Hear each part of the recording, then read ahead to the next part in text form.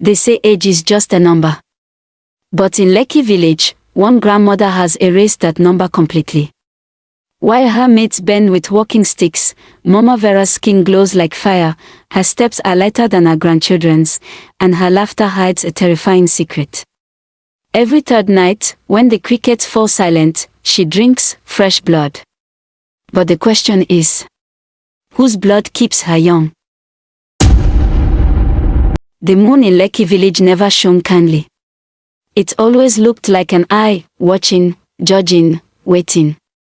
And on nights when the crickets went silent, the elders whispered, "Mama Vera is drinking again." Mama Vera was no ordinary grandmother. At 85, her skin was smooth, glowing like ripe palm fruit, her waist straighter than girls half her great-grandchildren's age. She wore no glasses, her teeth were as white as color, and her eyes had a mischievous sparkle that unsettled even the bravest hunters. People wondered, why does she not wrinkle? Why does her hair not gray? Only those who lived closest to her compound knew the truth. And they dared not say it loudly.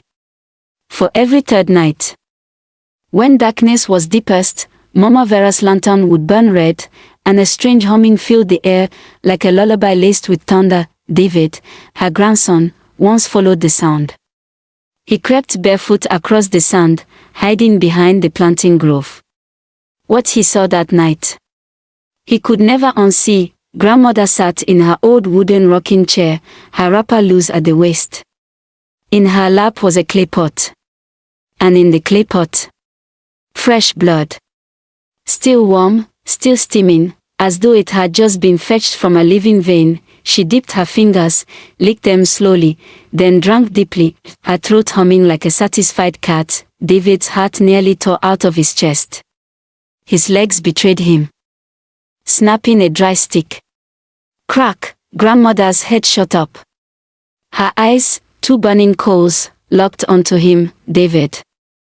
My sweet boy," she whispered, her voice soft but carrying like wind across a graveyard. "Why are you spying on Mama?" He wanted to run. He wanted to scream. But his body froze, as though her eyes had chained him. The next morning, the whole family gathered to see Mama Vera preparing yam porridge, smiling as though nothing happened. She even slipped David an extra piece of meat, patting his cheek. But his eyes never left her hands too steady, too smooth. Too young for a woman of her age. The rumors grew darker. A goat missing here, a hen drained dry there. Even young men reported waking with strange puncture marks on their arms after visiting the market. The villagers pretended not to notice. Who would dare confront the woman who looked younger with every funeral? But one day, the balance shifted. A stranger arrived, an old priest from another town. He wore white robe stained with palm oil, his staff carved with symbols no one recognized. He asked only one question: where is the woman who does not age? The villagers denied. Until he smiled and pointed directly at Mama Vera's compound. That evening, thunder cracked without rain. The old priest entered her yard, chanting words older than the soil itself. Mama Vera sat in her chair, smiling calmly, sipping palm wine like a queen receiving a visitor. "My daughter," the priest said, "your time is finished. Release the blood you've stolen. Return to dust." Her laughter shook the walls. "Dust? Me? Oh, foolish man. Dust is for the weak.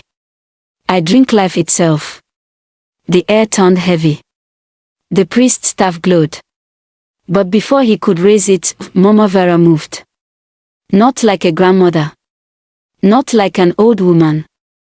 No, she moved like a shadow, a flash, a whisper of wind. In the blink of an eye, she stood before him, her nails sharp as blades, and then, the village lights flickered out. The night swallowed every sound. When the moon returned, the priest's staff lay broken in two. And Mama Vera stood in the center of the yard, her wrapper unstained, her smile brighter than ever, but something was different. Her eyes, they weren't just glowing.